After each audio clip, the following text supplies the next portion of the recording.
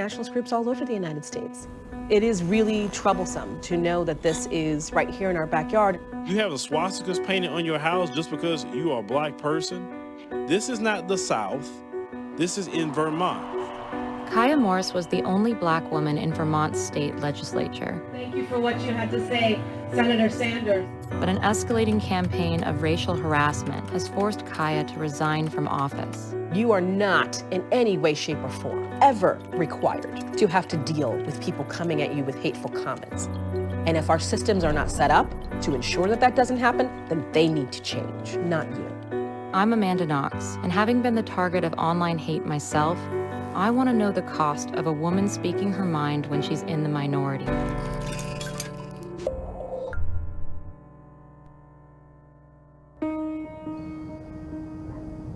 I was hoping to speak with Kaya in her home, but as it turns out, her home has been targeted. So we're going to this bed and breakfast that's nearby instead. Thank you so much for being here. I know that this is a kind of in the thick of it time. How would you describe Vermont demographically and politically? It is kind of a reflection of most places in the United States. I mean, Vermont's well known for its progressive politics. We're well known for being leaders and trailblazers as far as equality is concerned. But it's not without contestation. It's not without resistance. It's not without ugliness. According to the Census Bureau, Vermont is one of the least diverse states in the nation, with a population that is over 94% white. When Kaya was elected in 2014, she knew she would be facing opposition from some of her constituency. She had been vocal in the activist community for years and made no bones about what she stood for as an elected official. We choose to protest every day just by living and surviving this inequality, this injustice. This is for Eric Garner. This is for Marshawn McConnell. This is for Sandra Glenn. This is for Ricky. Art and the activism for me has always been a thread throughout my entire life. It put me in a position where people said, she will speak up for us. She will fight for us. There was never a question that I was not only going to be speaking up for people of color, speaking up for people who were low income, speaking up for women. And it was a difficult win, but I was glad that I did.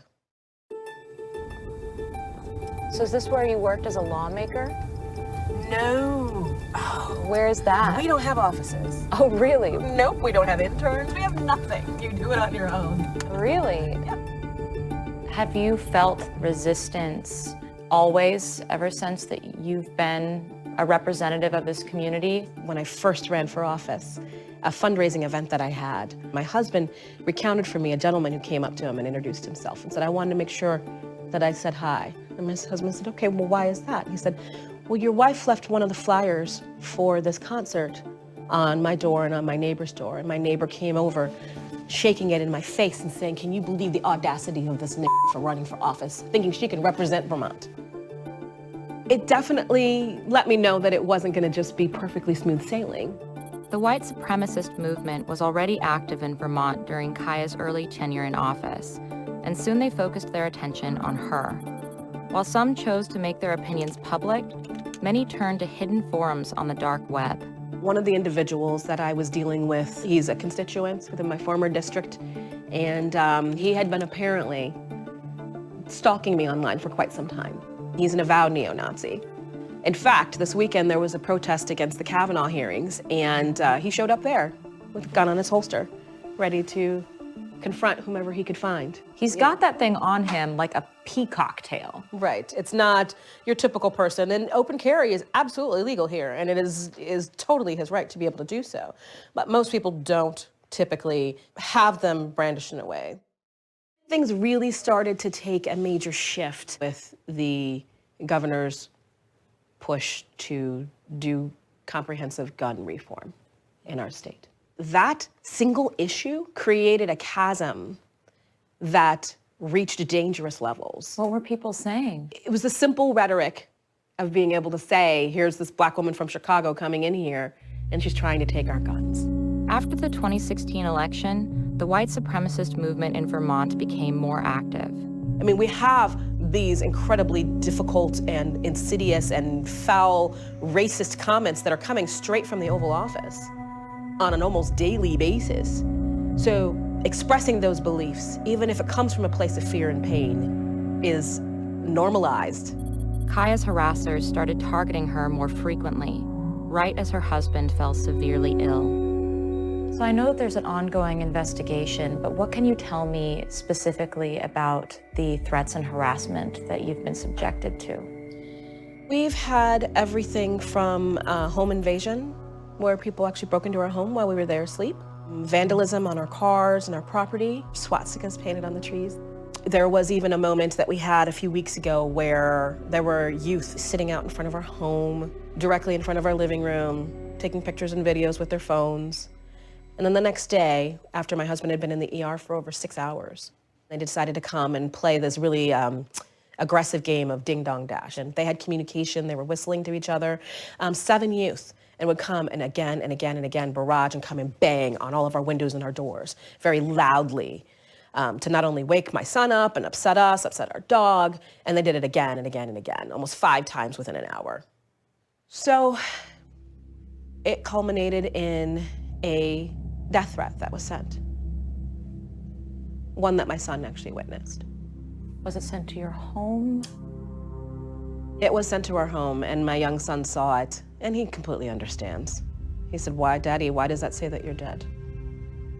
And so it was sort of this sort of gut-wrenching acknowledgement. I mean, it just was like walking in a nightmare,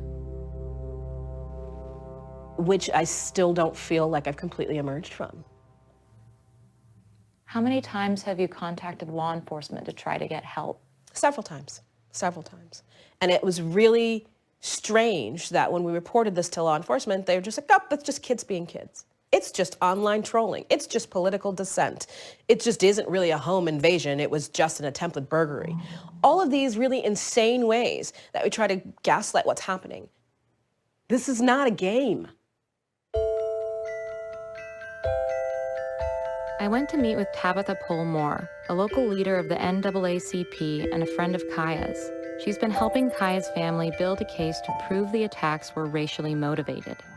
So I have been helping the family to gather their evidence and make their timeline, to be there in the middle of the night if Kaya needs to talk or if, Jim's stressing out. Can I just say that, that is really wonderful to hear. I've had supporters of mine do that work for me, and I hope that you know how much that means to someone who's in that position. I feel like that's the biggest role that I can play to help Kaya right now. Vermont government is not ready to handle incidents of racism related to people in public positions.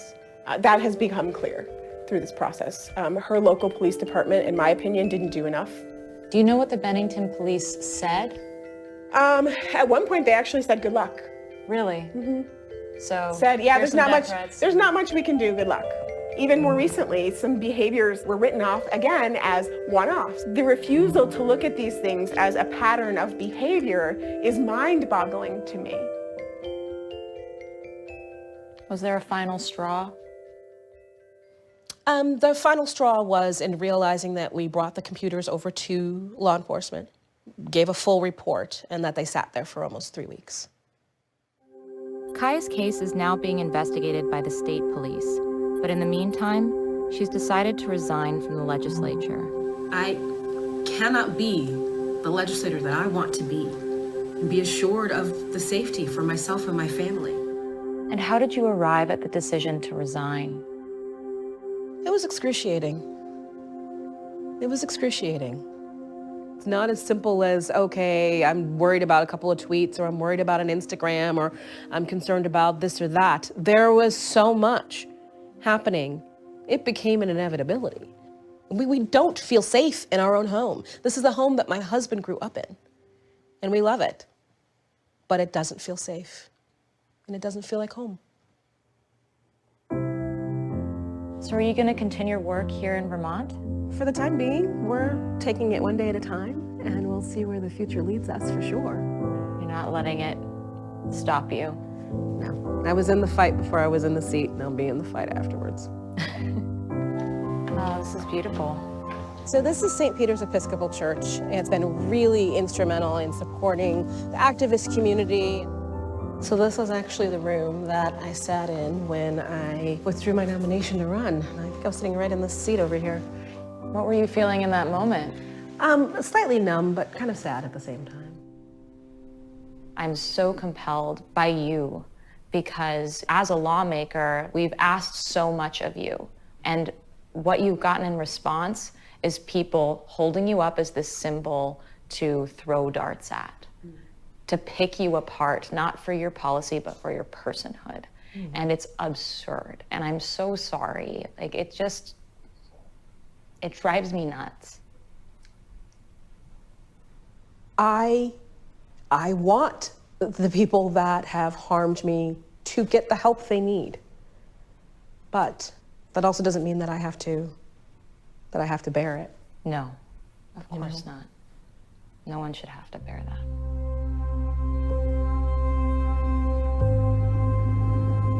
We're at an extremely divisive time in our country. We've lost the ability to know the difference between scrutiny and hatred, between disagreement and harassment. My hope for Kaya is if she comes back, that it's not just her voice, and that this time she actually does have a chorus of supporters who are not just allowing her to take care of the problem.